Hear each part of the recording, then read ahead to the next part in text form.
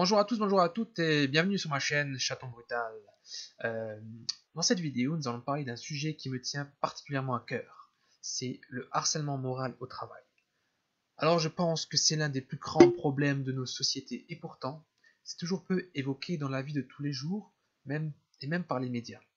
Pour moi, ce silence est grave parce que ça veut dire que finalement, le harcèlement moral au travail, c'est acceptable et c'est accepté par beaucoup de monde, de toute façon. Donc j'ai découvert avec les recherches que j'ai effectuées que des milliers de personnes passent leur journée terrorisées à cause d'agressions qui peuvent être verbales, psychologiques, sexuelles et qui doivent endurer au travail. J'ai aussi découvert euh, sortir de ce problème que sortir de ce problème peut être tragique puisque la victime de ces harcèlements peut aller jusqu'au suicide et il semblerait sans avoir bien sûr de statistiques que ces drames soient plus fréquents que l'on ne le pense et souvent étouffés par l'organisation elle-même qui a mené la personne au suicide ou même la famille car le suicide peut aussi être ressenti comme une forme d'échec de la part des proches de la victime. Voilà, ils n'ont pas réussi à changer la situation. La victime peut alors se suicider de manière isolée ou de manière plus spectaculaire. Euh, Par exemple en tuant les personnes qui le harcèlent et en se suicidant par la suite. Alors pourquoi je m'intéresse à ces questions? C'est parce que j'ai aussi subi un harcèlement moral au travail. Mais je ne vais pas l'évoquer dans la vidéo. Là, je vais faire une petite introduction au sujet. Alors, qui harcèle et pourquoi la personne harcèle? Il y a des similarités et des différences, mais le point commun, c'est le pouvoir et le contrôle de la personne qui harcèle. Le harceleur est un maître de la manipulation.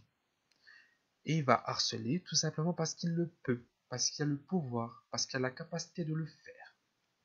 Et ce qui me frappe beaucoup, c'est que dans beaucoup d'environnements de travail, le harcèlement va être accepté et même dans beaucoup de cas, le harceleur, le manipulateur, va passer comme une personne qui est performante au travail et même des fois de véritables héros au travail, des gens qui vont se battre pour des choses morales, alors que finalement c'est une illusion, c'est deux visages, c'est le côté je suis quelqu'un d'exceptionnel qui s'appuie sur la morale, hein, et de l'autre côté c'est quelqu'un qui va harceler, souvent à l'abri des regards même. Voilà. Dans la majorité des cas, ça va être le patron, le supérieur hiérarchique qui harcèle l'employé. Mais ça n'est pas toujours le cas. Ça peut être un de vos collègues qui vous harcèle, même quelqu'un qui est en dessous de vous, mais qui a réussi à avoir du pouvoir. Quelqu'un qui a plus d'expérience de vous que vous dans la boîte, qui connaît plein de monde. Voilà. Et l'autre raison qui peut amener une personne à harceler quelqu'un, c'est pour le faire quitter de son travail ou que la personne soit virée, tout simplement. Donc les harceleurs, ils ont aussi un point commun, c'est qu'ils ont une grande confiance en eux, mais c'est souvent un masque en fait de leur insécurité. Et ils ciblent tous ceux en fait qui sont une menace pour eux, donc ceux qui découvrent la supercherie en fait. Voilà. Ce qui est surprenant aussi, c'est que les victimes vont passer d'un état où ils sont considérés comme réalisant du bon travail à un état où ils deviennent peu performants, avec un mauvais comportement et des attitudes, on va dire, négatives. Et tout cela dans un temps très court. La raison de ça, c'est que le harceleur euh, va comme formater la victime pour la mener à un échec et la harceler à un point où elle va perdre confiance en elle et va devenir ce que le harceleur veut qu'elle devienne, une mauvaise personne, ou la faire passer pour une mauvaise personne, plutôt que la victime. Et quand ça arrive, la personne est piégée, la victime, le harcelé est piégé, il ne peut plus rien faire, il n'a plus confiance en lui, les autres lui tournent le dos, il ne peut plus rien faire. On l'a fait passer pour une mauvaise personne, quelqu'un qui n'est pas fréquentable. Voilà. Alors, ce qui est surprenant aussi, c'est comment est-ce que on va dire, les supérieurs hiérarchiques, quand ils en vendent tout ça, le gèrent?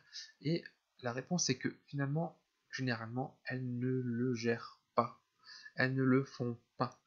Pourquoi défendre quelqu'un qui est isolé, qui est plus faible, hein, que quelqu'un qui finalement se fait bien voir, est vu comme quelqu'un de performant, quelqu'un qui peut être un héros? Ben, même si vous avez des faits clairs, l'employeur va se ranger du côté du harceleur. Parce que le harceleur est souvent le supérieur hiérarchique, hein, ou tout simplement c'est une personne qui a plus de pouvoir. Voilà, donc elle essaie de minimiser ses efforts en fait. L'organisation minimise ses efforts pour corriger ce qui a été fait. Voilà. Donc je vous remercie d'avoir suivi cette vidéo, hein. C'est une petite introduction en fait au harcèlement moral au travail. Je ferai d'autres vidéos sur le sujet, donc vous pouvez vous abonner à ma chaîne, hein, et puis voilà, je vous tiendrai au courant du coup si je fais d'autres vidéos, mais je vais en faire. Je vais aussi raconter mon histoire personnelle parce que c'est quand on a vécu ça, on se dit punaise, c'est incroyable que des choses comme ça puissent arriver, quoi, une telle méchanceté d'une autre personne, quoi. Et donc je ferai des vidéos là-dessus, et puis voilà, je vous dis prenez soin de vous, et puis si ça vous arrive, ne restez pas seul et faites tout pour vous faire aider. Il y a, il y a des choses, on peut aller au syndicat, on peut aller voir un avocat, on peut aller voir des collègues, on peut aller voir le supérieur, notre supérieur qui nous harcèle. Il ne faut pas rester seul et il faut garder des traces de tout ce qui nous arrive. Parce que nous, quand on pensera à cette situation plus tard, on aura des souvenirs qui ne seront pas peut-être justes, et du coup, il faut garder des traces. Voilà. Parce qu'on est aussi confus, la victime devient confuse. Donc voilà, je vous remercie d'avoir suivi cette vidéo qui est courte, mais qui fait une petite introduction donc au harcèlement moral au travail. Et voilà, et puis j'espère que vous me suivrez dans d'autres vidéos. Prenez soin de vous, c'est le plus important dans la vie. Et voilà, je vous dis bonne journée. Ciao ciao. Miaou.